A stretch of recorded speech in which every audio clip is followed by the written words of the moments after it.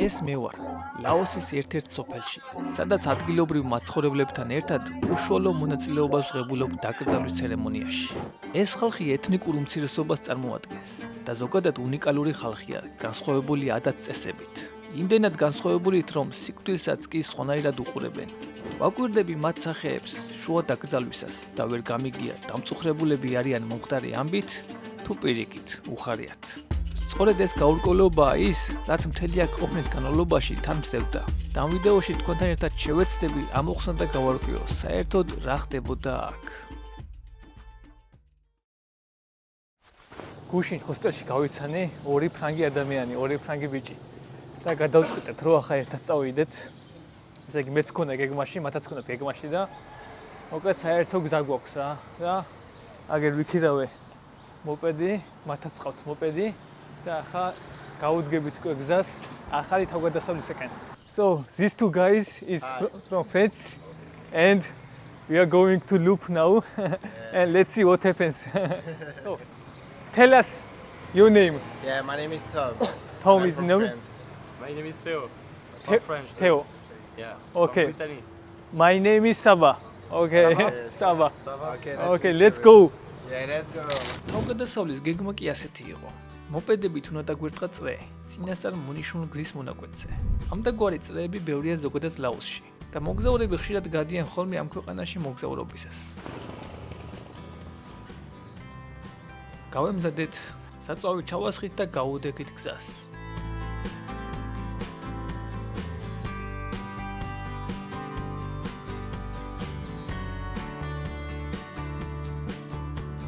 ამ მოგზაურობაში ძირითადად გველოდებოდა ბევრი ჩანჩქერის ნახვა და გზად ერთ-ერთ საოჯახო სასტუმროშიც უნდა გაგვეთია ღამე. ესეც პირველი გაჩერება, ტყუპი ჩანჩქერი.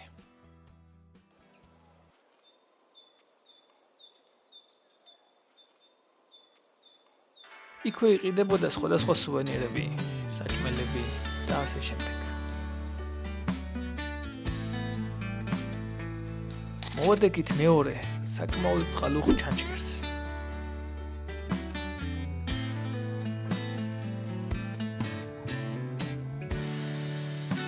რომლის ძირში საცურაო სივრცეც იყო და გადავწყვიტე გაგვირილებულიყავე. წყალი საკმაოდ ცივი იყო. შემდეგ შევისვენეთ იქვე პატარა სასადილოში საკვები ვჭამეთ და გავაგრძელეთ გზა.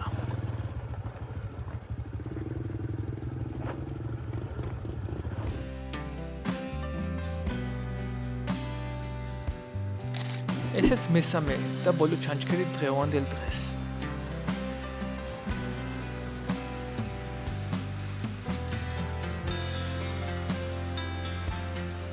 ჩანჩქერის შესასვლელთან აქაც საჭმელები და სუვენირები იყიდებოდა.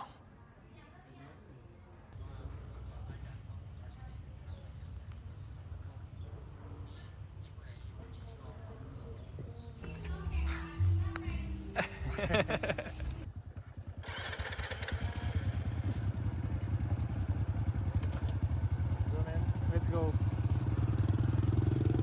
წამოსვლისას ტომმა შეუძლო დიგრძნო თავი. და გადაწყვიტა, რომ უკან დაბრუნებული იყო ავტოსტოპით. მე და ტეომ კი გავაგრძელეთ გეგმის მიხედვით გზაზე სიარული. უკვე თითქმის ღამდებოდა. მოვადექით საოჯახო სასტუმროს. სანამ ამ სასტუმროში მოვიდოდით, ტეომ ერთ მომენტში ახსენა, რომ მასპინძელს ბიძა გარდაეცვალაო. ეს ინფორმაცია მისი ფრანგი მეგობრებისგან გაიგო, რომლებმაც უკვე დატოვეს ეს საცხოვრებელი. მაგრამ მე დიდად ყურადღება არც კი მიმიქცევია. ერთ მომენტში იმასაც კი ვფიქრობდით, საერთოდ დავჩენილიყავით თუ არა ამ საცხოვრებელში. რადგან ცოტა არ იყოს და ფასიც ცოტა ძვირი მოგოჩვენა, როცა ერთი ღამის საფასური გითხრა მასპინძლის მეუღლემ. საბოლოოდ გადავწყვიტეთ აქ დარჩენა. ამ მომენტში წირა გამოცდილებას მელოდებოდა, ამის შესახებ არაფერი ვიცოდი. მაგრამ რაც ნამდვილად ვიცოდი ის იყო, რომ მალე უნდა დამედო ჩანთა ოთახში და გამოფრინებულიყავი სოფლის შესასვლელში, სადაც ბავშვები სტადიონზე თამაშობდნენ.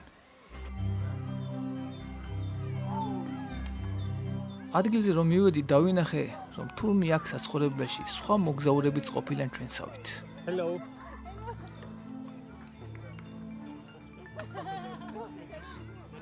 უბრალოდ შეიგზენით რა მაგარი გარემოა.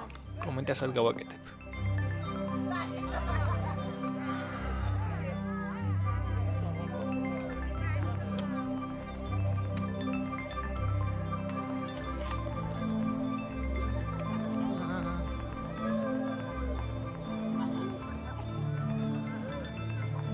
ბევრი აღარ მიფიქრია. ფეხზე გავიხადე, რადგან ისინი ფეხში შველი თამაშობდნენ და შევედი სათამაშოდ.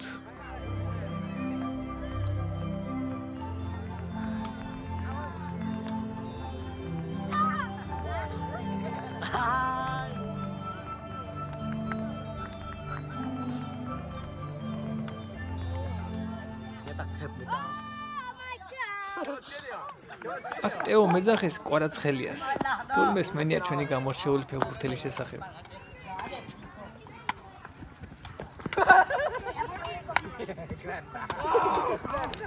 უკვე კარგად რომ დაღამდა, მეც საბოლოოდ გავიგე თურმე რაშიც იყო საქმე.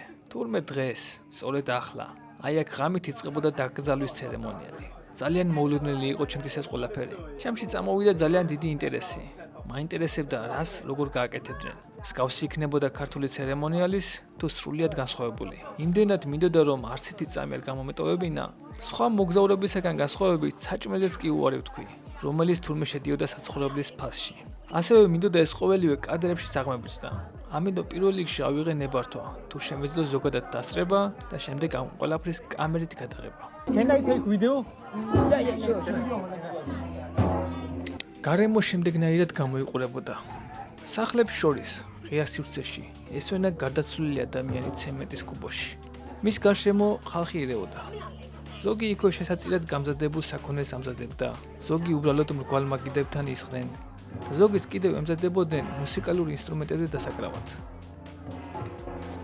ჩემი ყურადღება დასაწყისშივე მიიქცია ამ მუზარმაზარმა ჩიბუხებმა, რომლითაც თამბაქოს ეწეოდნენ თითქმის ყველა. ქალი, კაცი, ბავშვი, ორსული, მოხუცი, როგორც ოჯახის მასპინძელმა მოგვიანებით მითხრა, მე მოწევა 3 წლის ასაკიდან დავიწყეო და შემდეგ ინფორმაცია რომ მოვიძია არა მარტო ის, თურმე ზოგადად აქაურები 100 ადრიანად იწყებენ მოწევას. კიდევ ერთი გასაოცარი ფაქტი, რაც ამ ხალხს ახასიათებს, არის ის რომ კუბოს წინასწარ აკეთებენ თავიანთი ხელით, სიცოცხლის განმავლობაშივე. შემდეგ ჩაწვევიან შიგნით და ტესტავენ, ხომ კომფორტული გამოვიდა. გამზადებულ კუბოს კი ათავსებენ სახლის ქვეშ. ამას სიმბოლური დატვირთვა აქვს. როცა კუბოს ინახავ გამოსაჩენ ადგილას, ეს ერთგვარი შეხსენებაა მათთვის, რომ ადრე თუ გვიან სიკვდილი ყველა ცხოვრებაში დგება და მას მომზადებული უნდა შეხვდე. დამატებით მათი რელიგიაც, ანუ ანიმიზმიც დიდ როლს თამაშობს. ტრადიციულად კუბო ხისგან მზადდებოდა, მაგრამ დღესდღეობით მას ცემენტისაგან აკეთებენ. ეს ცვლილება ბევრმა პრაქტიკულმა ფაქტორმა განაპირობა. ლაოსში მოსახლეობის უმეტესობა ბუდისტია, მაგრამ ეს სოფელი და ეს ხალხი, სადაც ახლა ვარ, არის ეთნიკური უმცირესობა. ამ ხალხს კატუს ეთნიკურ ჯგუფს უწოდებენ, რომელთაც განსხვავებული რელიგია და ტრადიციები აქვთ. ისინი მისდევენ, როგორც უკვე ვახსენე, რელიგია ანიმიზმს. ეს არის რწმენების სისტემა. ერთ-ერთი უძველესი რელიგიაა მსოფლიოში, რომელიც მოიაზრებს, რომ სამყაროში ყველაფერს აქვს სული, ან რაღაც სიცოცხლის ძალა, მცენარეებს, მდინარეს, ქვებს, ცხოველს, ადამიანს. ამ რელიგიის მიხედვით ადამიანი გარდაცვალების შემდეგ სულის სახით აგრძელებს სიცოცხლეს. გადადის იგი წინაპრების სამყაროში და აქვს ზეგავლენა ცოცხლებზე. დაკრძალვის ცერემონია ღამე იმიტომ მიმდინარეობს, რომ ღამით ცოცხლებსა და მკვდრებს შორის ერთგვარი ფარდა ყველაზე თხელია და იოლია მისაღწევად გარდაცვლილებისათვის. მაგრამ აქ ერთი პრობლემა აიჩენს თავს. ამავე დროს ასევე იოლიას სხვა მოხეტიალე სულებმა ხელი შეუშალონ ამ გადასვლის პროცესს. ამიტომ ცერემონიის დროს ინსტრუმენტებით გამოცემული ხმა ეხმარება სულს დაცვაში და უსაფრთხოდ გზის გაკვალვაში. დაკვრა დილამდე უნდა გაგრძელდეს, სანამ არ გათენდება და რაც მთავარია არ უნდა შეწყდეს არც ერთი წამით. აქ ყოფნისას ვაკვირდებოდი ადგილობრივებს სახეზე. მინდოდა წამეკითხა მათ სახეებზე ემოცია. მაგრამ კაფეო სიგნალს ვერ ხედავდი. უმეტესობა ნეიტრალურად გამოიყურებოდა.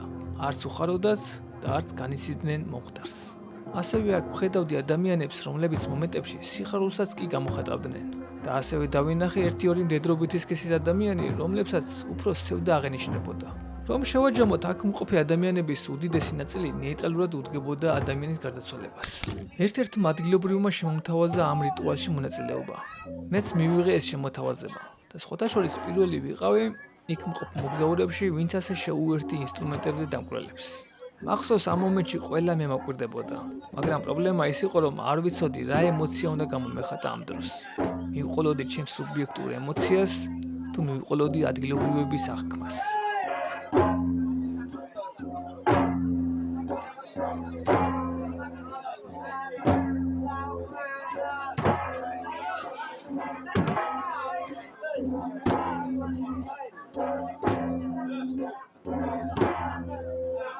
ერთ მომენტში ამ ხმაურს ცოტა ხნით გამოვცილდი და მოშორებით სიწყალეში დავდექი.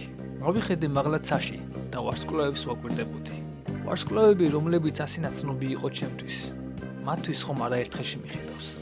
უყურებდი და ვფიქრობდი, რომ მე როგორც მოგზაურს, სრულიად დაუგეგმავად ლაოსის ერთ-ერთ მიკარგულ სოფელში მქონდა იმის საშუალება, რომ ვესწრებოდი უცნაური ადამიანის დაკრძალვის ცერემონიას.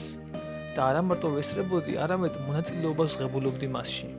ისეთ ცერემონიაში, რომელში მოხვედრის შანსიც დიდი ალბათობით მეორედ აღარ მომეცემა ცხოვრებაში. და სწორედ ამ უნიკალურობის გამო ვიყავი ბედნიერი. ცოტა დაუჯერებელი და არარეალური იყო ეს ყველაფერი. აი ეს პიროვნება ალკოჰოლურ სასმელს თავაზობდა იქ მყოფ ადამიანებს. ასევე იყო რძიანი ყავის და ჩაის საშუალებაც.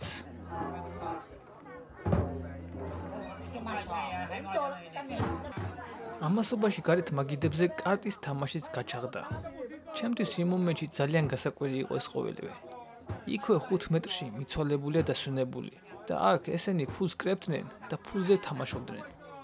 ეს ფაქტი კიდევ ერთხელ მიანიშნებს იმაზე, თუ როგორ ნეიტრალურად უდგებოდნენ ადამიანის გარდაცვალებას აქაურები. თითქოს ერთი ჩვეულებრივი დღე ყოფილიყო. აი ეს ქალბატონი არის ჩვენი მასპინძლის მეუღლე. დააკვირდით მის ემოციას. აქ ამბობს, რომ პირველად გადაიღო ვიდეო და უხარია. Is this your first time, yes? You're taking video. Every time video, yes. Yes. It's correct. And then put this one, right? It's correct. Stop. Stop. Stop this one. Oh, stop, yes. Oh, stop.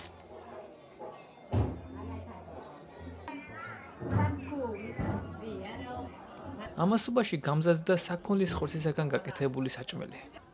მონაცვლეობით შემოვდიოდით სახლში და ვჭამდით აიასი პირდაპირ იატაკზე და პირდაპირ ერთი თეფშიდან. ამ ცელოფნებში მოხარშული ბრინჯია.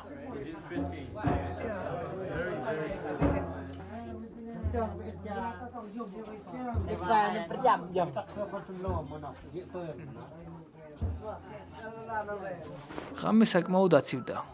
ამიტომ იქვე რამოდენიმე ადგილას ცეცხლი დაანთეს და ხალხმაც მის ირგვლივ დაიწყო გათბობა.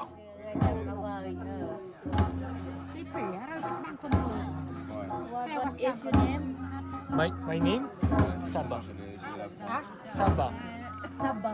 Yes, Saba. My name is Saba. Saba. Your name? Your name? Oni. Oni. Nice to meet you.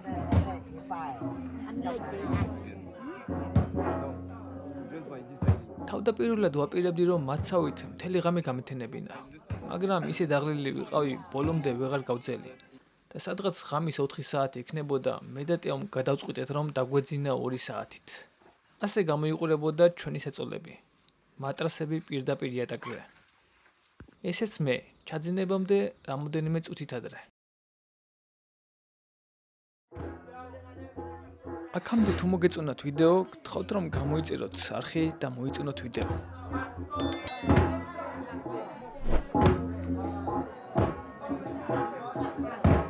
როგორც კი გათენდა და მზის შუქი მოიფინარემარეს, დაკვრაც შეწყდა.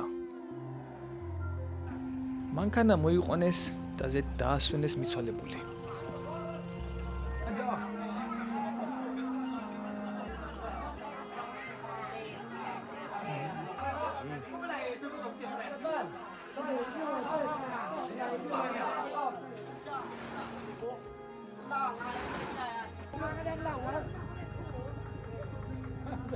გავემართეთ სასაფლაოსაკენ.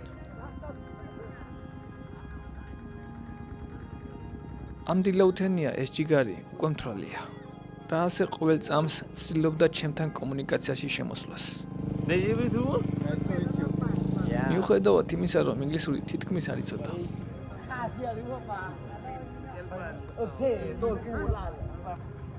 სადღაც 2 კილომეტრი გავიარეთ და მოვადექით ამ ადგილს.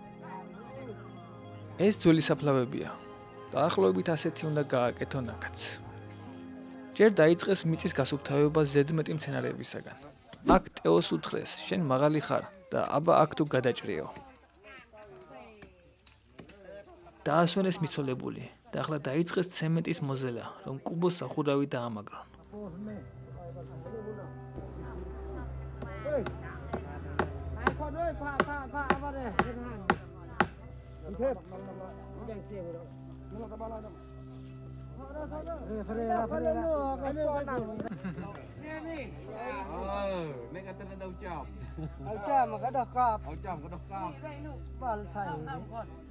აქ აწერენ გარდაცვლილის სახელს და გარდაცვალების თარიღს.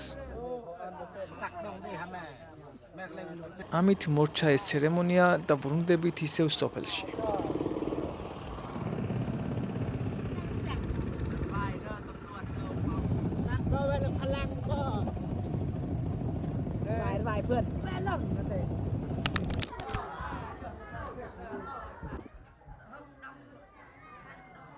ეს ჯიგრები აქ ისევ აგზელებენ ყომარს.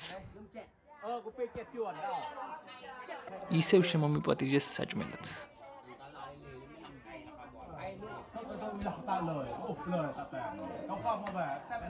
ხელით ასე ბრინჯს ამგვალებს.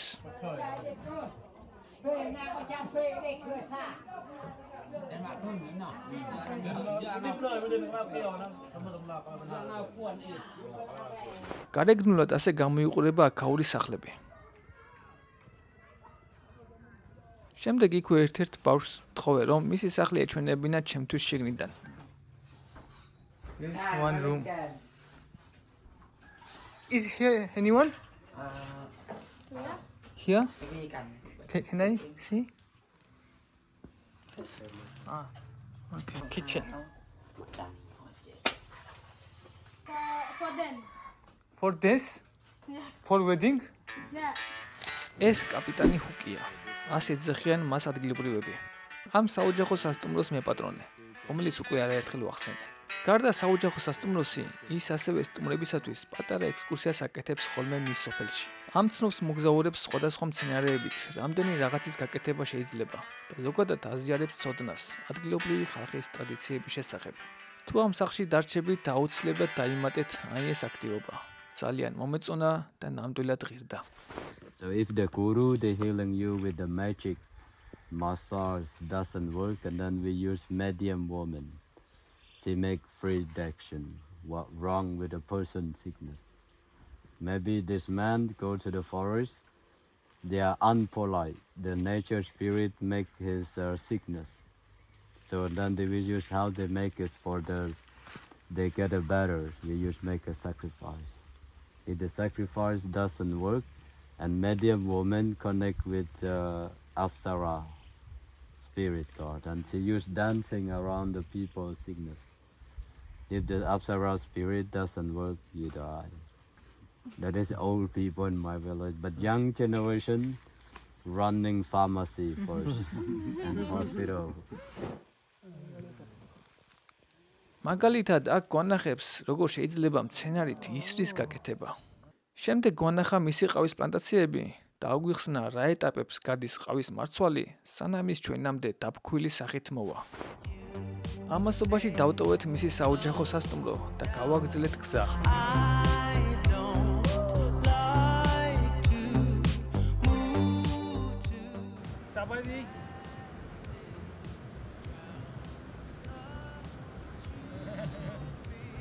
მოვადეკით კიდევ ერთ ჩანჩქერს, სადაც მე და ტეომ გაგრილება გადავწყვეტეთ.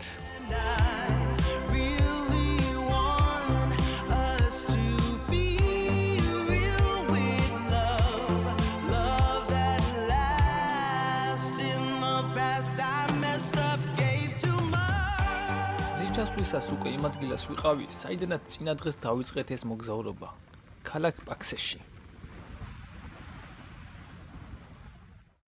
ადამიანების უმეტესობას ძლიერი სიკვდილის შიში აქვს. იმდენად ძლიერი, რომ ამ თემაზე გაფიქრებაც კი არ უნდათ. თითქოს ცდილობენ, რომ თუ ამ თემაზე არ იფიქრებენ, სიკვდილიც მათგან მუდამ შორს იქნება. არადა ადამიანები ერთადერთი არსებები ვართ, რომლებმაც ვიცით, რომ ჩვენ ცხოვრებაში ოდესღაც სიკვდილი დადგება. ეს პრივილეგია არც ერთ სხვა ცოცხალ ორგანიზმს არ გააჩნია. მაგრამ ჩვენ რატომღაც ამ ცოდნას ჩვენსავე საწინააღმდეგოდ მივმართავთ და გვეშინია. გაურბივართ მას. რეალურად არავინ იცის რა ხდება სიკვდილის შემდეგ. ანუ გამოდის რომ გვეშინია იმის, რის შესახებაც არანაირი ზუსტი ინფორმაცია არ გაგვაჩნია. არადა მე თუ მკითხავთ ადამიანის სწორედ მაშინ იწყებ რეალურ და აზრიან ცხოვრებას, როცა გაანალიზებ რომ შენი ყოველი დღე შეიძლება სიცოცხლის უკანასკნელი დღე აღმოჩნდეს. ამის შემდეგ ეძლევა ყოველ დღეს საზრისი. პრიორიტეტებს აყენებ ისე რომ ანსხოვებ რა არის მნიშვნელოვანი და რა უმნიშვნელო მოცემულ მომენტში. ამ გააზრების მერე ხვდები რომ ახლა რა პრობლემებიც გაქვს, თურმე სიკვდილთან შედარებით ეს პრობლემები სრულიად უმნიშვნელოა და რომ არც კი ღირს ნერვიულობად. ასევე გეძლევა უდიდესი мотиваცია და იწყებ შენი მიზნებისაკენ უკან მოუხედავად სიარულს. მე არ გეუბნები რომ ამ ხალხის მსგავსად შენც უნდა გააკეთო შენი კუბო და სახლის ქვეშ შეინახო. არა, მე უბრალოდ ვამბობ რომ სიკვდილის არ უნდა გეშინოდეს და ასევე არც უნდა გიხაროდეს. უბრალოდ ყოველთვის უნდა გახსოვდეს, რომ ის ნებისმიერ დროს შეიძლება დადგეს. სწორედ ამ მცირედი გადააზრებით შეგიძლია ბევრად ღირებული რამ შექმნა ცხოვრებაში. ცნობილი ლათინური გამოთქმაც ხომ ამაზე მიგვითითებს. Memento mori. ანუ გახსოვდეს, რომ სიკვდილი გელის.